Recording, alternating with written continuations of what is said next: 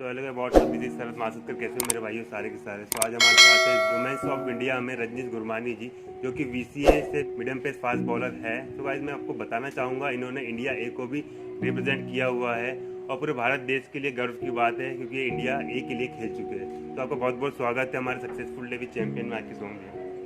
Thank you so much for calling me. Career की शुरुआत मैं एक्चुअली मुंबई में था, तो मैं मुंबई में ऑलमोस्ट 10 इयर्स रह चुका हूँ। तो वहाँ पे जो मेरा स्कूल था सेंट मेरीज हाई स्कूल, तो वहाँ पे बहुत ज़्यादा स्पोर्ट्स का कल्चर था। तो मैं सारे स्पोर्ट्स खेलता था। मैं 7 इयर्स से मैं अंडर 10 जो फुटबॉल रहता है, फिर एथलेटिक्स होता है और क्रिकेट होता है, ये 3 स्पोर्ट्स वहाँ मेन होते थे। तो मैं तीनों में खेलता रहता था। तो मेरे को तब तो कुछ पता नहीं था कि मेरे को क्रिकेट पसंद है, फुटबॉल पसंद है या एथलेटिक्स पसंद है। तो मैं क्रिकेट में कैसा अनुभव है आपका? क्रिकेट में एंट्री बेसिकली ऐसे हुई कि मेरे पापा is a direct fan of cricket, और वो मेरे साथ बैठ के बहुत मतलब जब वो ही इंटरेस्ट लेके क्रिकेट देखते थे, टेस्ट मैचेस देखते थे, जो सचिन सर, वीवीएस सर और ये सब लेजेंड्स, राहुल सर बैटिंग करते थे। तो हम लोग सुबह उठ के 4-4 बजे हम लोग ने मैचेस देखे हैं। तो वो देख देख के, शायद टेस्ट मैच देख देख के मेरे को क्रिकेट का इंग्लिश मेरा बढ़ते गया। तो अब जब मुंबई में, तो फिर विदर्भ कैसा अनुभव फिर आप? हाँ, मेरे फादर रेलवेज में है, तो ट्रांसफरेबल जॉब है। सो 10 साल जब हम मुंबई में थे, तो मैं अंडर 13 एल्फ बैंक सर का क्रिकेट अकेडमी में सिलेक्ट हुआ था। तो जब फर्स्ट टाइम वहाँ पे मेरा सिलेक्शन हुआ था, और एल्फ बैंक सर का क्रिकेट अकेडमी ऐसी अकेडमी है जहाँ से तुम फीस दे के नहीं खेल सकते। वहाँ पे सिलेक्शन होता है अंडर 13 का, और फिर वहाँ पे तुम अच्छा परफॉर्म करते हो तो एमसीए वगैरह के लिए सिलेक्ट होते हो। तो जब मेरे को एल्फ बैंक सर का क्रिकेट अकेडमी में मेरा सिलेक्शन हुआ, तो मेरे को वहाँ से किट बैग मिला, कपड़े मिले फर्स्ट टाइम, और फिर जूते, शूज़ वूज सब एल्फ बैंक क्लब ने दिया। तो वो एक बहुत बड़ा इंस्पिरेशन था एट दैट एज। मैं जब 11-12 साल का था और अंडर 13 के लिए सिलेक्ट हुआ। इसका भी एक है कि मतलब जैसे 13 खेला, तो उसका पापा का ट्रांसफ़र हो गया नागपुर में।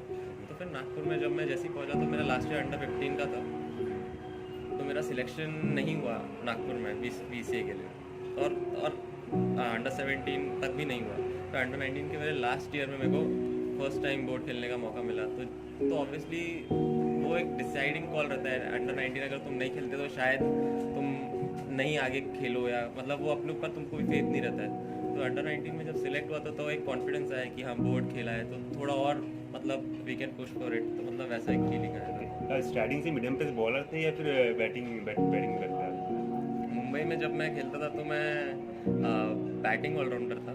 फिर जब मैं बीसीए में आया, तो मैंने फास्ट बॉलिंग चूज़ किया एज माय मेन। तो अंडर 19 के सफ़र के बारे में बताया, कैसा कि आपकी सफ़र की शुरुआत हुई, कैसे कि आपने विकेट लिए बैटिंग में, बॉलिंग में? अंडर 19 बोर्ड का बेसिकली जैसे नहीं क्या, एक अपन बहुत जैसे एक एंटर किया है, मतलब जब वैसा मेरा एंट्री हुआ अंडर 19 में, तो मेरे को 2 ही मैच मिले। मैं सारे मैच भी नहीं खेल सका, और 2 मैच में कुछ 5 विकेट। अंडर 19 जब खेल रहे हो और तुम अपने आप को अपने स्टेट के टीम में मैं मेन प्लेयर नहीं देख पा रहा था। तो मतलब मेरे फादर का भी था कि तुम पढ़ाई भी साथ साथ करो और क्रिकेट भी खेलो। तो मेरे फादर सिविल इंजीनियर है, तो उनने मेरे को भी नागपुर में रामदेव कॉलेज जो है हमारा, उसमें मेरे को सिविल इंजीनियरिंग में वो किया था, एंट्री करवाया था। और फिर उसके बाद क्योंकि वो कॉलेज ऐसा है कि बहुत ज़्यादा डिसिप्लिन है टूवर्ड्स डेली अटेंडेंस चाहिए तुमको, और वहाँ पे मतलब इतना इजी नहीं था। तो मेरा बहुत ध्यान डाइवर्ट होता था कि पढ़ाई क्रिकेट। और क्योंकि मेरे को इंजीनियरिंग इसलिए करना पड़ा क्योंकि मेरे को अपना एकदम वो अंदर से नहीं था कि मतलब मेरे को एक बैकअप चाहिए था। तो जैसे ही वो बैकअप रहता है, तो मेरे को ऐसा अंदर से एक कॉन्फिडेंस आया कि मैं क्रिकेट भी खेल सकता हूँ। तो मैंने साथ साथ दोनों मैनेज करके। अब थोड़ा रणजी ट्रॉफी के सफ़र के बारे में बताएं। रणजी ट्रॉफी आपको पता है, मैं रणजी ट्रॉफी खेलूँगा। जब मैं एंट्री भी किया था क्रिकेट में अंडर 19 में, जब मैं अपने मेन प्लेयर नहीं दिखता, तभी मैं ये पता नहीं, एक अंदर से ऐसा था कि मेरे को इंडिया तो खेलना ही है। और मैं ये मतलब मेरे को जब ऐसा देखता नहीं था कि अभी तक मेरी एज होती जा रही है और मैंने अभी तक रणजी ट्रॉफी नहीं खेला, तो मैं इंडिया कैसे खेलूँ। मेरे को बस इतना बिलीव था कि मेरे पास है बहुत टाइम है, मैं इंडिया तो खेल के ही रहूँगा। तो मैं हमेशा यही अपने अंदर एक बिलीव रहता था। बट जब मैं रणजी ट्रॉफी एक्चुअली खेला, तब सबसे बड़ी एक अचीवमेंट, मतलब मेरे को सबसे ज़्यादा खुशी हुई थी जब मैंने अपना डेब्यू किया था। और क्योंकि मैंने इतना साल अपने आप को डिवोट किया, मैंने पढ़ाई में इतने बहुत सारे सेक्रीफाइसेस किए, और मेरे को फिर रणजी ट्रॉफी का मौका मिला, तो that was one of the most memorable moment. Ranji trophy का बेस्ट मोमेंट बताओ। रणजी ट्रॉफी का बेस्ट मोमेंट मेरे लिए ये सेमीफाइनल मैच था कर्नाटका के अगेंस्ट। तो हम लोग फर्स्ट इनिंग लीड हार चुके थे वहाँ से अराउंड 180 रन से। फिर हमने सेकेंड इनिंग्स में हमारी बैटिंग में हमने उनको टारगेट दिया ऑफ 180 रन का, और फिर हमने कर्नाटका को, जो कि हम मतलब one of the best in domestic circuits है, उनको हम लोग ने वो मैच हमने जीता वहाँ से सेमीफाइनल। और मैंने उस मैच में एक 13 ओवर्स का स्पेल लगा था लास्ट में, और आखिरी के 7 विकेट्स लिए थे। So that was one of the most memorable moment. Cricket साथ में रहता है तो ऑब्वियसली फैमिली से मैं फ़ोन पे बात कर लेता हूँ, बट इमोशनल कभी नहीं हुआ, क्योंकि ये मेरा पैशन है, और अगर मैं अपने पैशन में हूँ तो ऑब्वियसली वो मेरे लिए सबसे बड़ी चीज़ है उस वक्त। और मैं अभी भी क्रिकेट को सबसे बड़ी चीज़ अपने लिए अपने लाइफ में मानता हूँ। इंडिया ए का जब कॉल आया था तो क्या मूवमेंट था फादर का स्पेशली, क्योंकि फादर ने आपको बचपन से सपोर्ट किया है और उनके कारण ही आप खेल रहे हो? नहीं, मैं तो मेरे फादर का रोल अगर देखा है तो मैं मैक्सिमम मानना चाहूँगा, क्योंकि जब अंडर 19 और उसके बाद जब मेरा सिलेक्शन नहीं हुआ था इन अंडर 25, तब मैं बहुत डिसहार्टन हो रहा था कि पता नहीं मैं डिज़र्विंग हूँ, मेरे से हो पाएगा नहीं हो पाएगा। उस समय पे नहीं समझ में आ रहा था। तो मेरे फादर ही थे जो मेरे को बैक करते थे कि नहीं अभी तू करो, इंजीनियरिंग तक तो पूरा वो जितना खेल सकते खेल लो।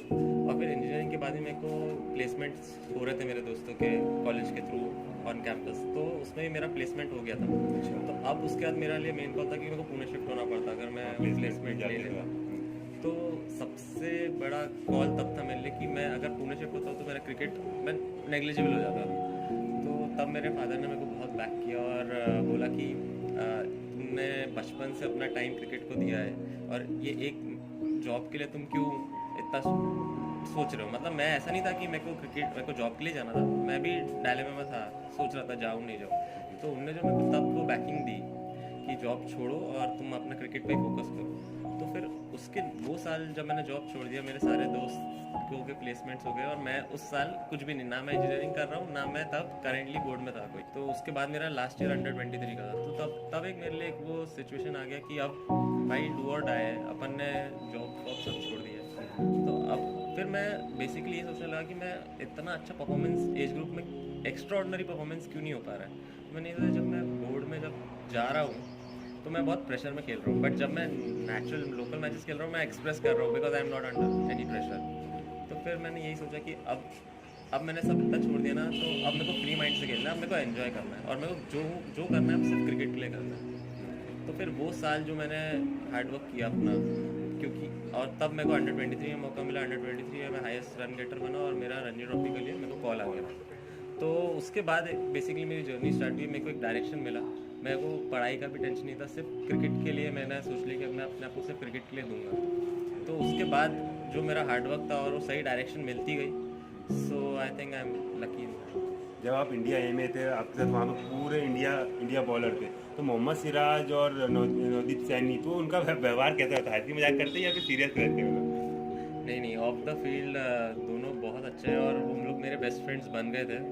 और हम लोग काफ़ी साथ में टाइम स्पेंड करते थे, मतलब लंच डिनर ब्रेकफास्ट हम लोग साथ में ही करते थे। इवन अंकित बाबने और कोना भरत ये लोग भी हमारे साथ ही रहते थे। तो मतलब मेरे को ऐसा बिल्कुल फील नहीं होता था कि मतलब वो लोग IPL और इसमें खेल रहे हैं। वो लोग ने बिल्कुल मेरे को अपना बेस्ट फ्रेंड सामान ही लेके चले। और ऋषभ पंत तो सारे सोशल मीडिया पे छाए रहते हैं, तो उनके बारे में थोड़ा बताएं। वो बहुत सुना है कि हंसी मजाक बहुत करते हो। ऋषभ पंत के बारे में मेरे को ये लगता है कि बेसिकली वो अभी तक का मैंने जितने सारे फ्रेंड्स में देखा, वो सबसे मोस्ट जेंटलमैन इंसान है जो इस तरह से वो बात करता है। ऑब्वियसली जो दिखता है वो लोग कंसिडर करते हैं, but he is one of the most gentleman person I have seen. और मतलब जिस तरह से उनमें बिल्कुल भी वो नहीं है, मतलब जैसे लगता होगा कि यहाँ से बहुत वो मजाक उड़ाते होंगे करते, बट नहीं, वो बहुत बहुत ज़्यादा हम्बली बात करते हैं। उमेश भैया तो मतलब मेरे आइडल है, और मैंने उनको ही जब मैं रणजी ट्रॉफी में नेट बॉलिंग करता था तो मैं उनको देख के ही मतलब मेरे को लगता था कि नहीं, मेरे को क्रिकेट खेलना है, मेरे को इंडिया के लिए खेलना है, मेरे को उमेश भैया समान बनना है। तो वो उनका भी मतलब उनने जिस तरह से वो हमको गाइड करते हैं, अंदाज अपने आप को एक्सप्रेस करो, फ्री रखो, तो वो सब बातें बहुत अच्छी लगती तो हैं। उनका नेचर बताया तो कैसा है? गुस्सा करते हैं या फिर शांत? नहीं, वो बहुत हम्बल इंसान है, और आपको बिल्कुल उनके साथ बात करके ऐसा नहीं लगेगा कि वो कोई इंडिया प्लेयर है या फिर कुछ है। मतलब बिंदास एकदम रहते हैं, और मतलब वो हर एक जो भी रणजी ट्रॉफी में आते हैं तो हर एक प्लेयर को ऐसा महसूस कराते हैं कि वो उनके साथ ही है, बल्कि कभी कभार ऐसा लगता है वो हमसे भी ज़्यादा नीचे नीचे बैठ के हाँ मस्ती कर रहे हैं, और इतने हम मिलते। बॉलिंग के बारे में बताइए कि बहुत सारे यूथ देख रहे हैं। अगर फास्ट बॉलिंग देखा जाए तो फास्ट बॉलिंग एक ऐसी चीज़ है जो तुमको एंजॉय करनी चाहिए, और मेरा परफॉर्मेंस भी मैंने ये देखा, जब मैं प्रेशर में डालता हूँ तो मेरा बॉल इतना स्विंग नहीं करता, बट जब मैं एंजॉय करता हूँ और एक्सप्रेस करना चाहता हूँ अपने आप को, तो आप ये मत सोचो कि मेरे को कौन देख रहा है, मेरे सामने कौन बैट्समैन है, बट तुम सबसे बड़े बॉलर हो और तुम एंजॉय करना है, तुम जैसी वो थॉट लेके आओगे तो तुम्हारी बॉल अपने आप स्विंग होगी, अपने आप अच्छा कैरी मिलेगा, अच्छी स्पीड मिलेगी। Just express yourself. क्या कुछ कहना चाहूँगे जाते जाते हमारे यूथ को, क्योंकि बहुत सारे क्रिकेटर्स आपको देख रहे हैं और आपसे देख के सीखते हैं। यही कहना चाहूँगा कि यार तुम हार्डवर्क कर रहे हो तो तुम रिजल्ट्स के ऊपर इतना मत फोकस करो, क्योंकि मेरे हिसाब से जितना अगर तुम हार्डवर्क करते हो तो तुमको भगवान आगे जाके कभी ना कभी उसका फल ज़रूर देगा, इन एनी फॉर्म। अगर तुमको लगता है क्रिकेट में नहीं तो किसी और तरह से, बट तुमको हार्डवर्क का रिजल्ट ज़रूर मिलेगा। बट एक चीज़ है, just keep believing in yourself, मतलब एक सेल्फ बिलीफ मत खोना। मतलब टाइम्स आए हैं जब मैंने भी पास्ट में थोड़ा सेल्फ बिलीफ खोया है, बट बाय गॉड्स ग्रेस मेरे को थोड़ा डायरेक्शन मिला और मैंने उसको कम बैक कर सका। सो बस ये है कि तुम हार्डवर्क अगर कर रहे हो सो मेक श्योर कि तुम में वो सेल्फ बिलीफ है कि तुम कुछ करके रहोगे, and you will definitely get it. Thank you so much.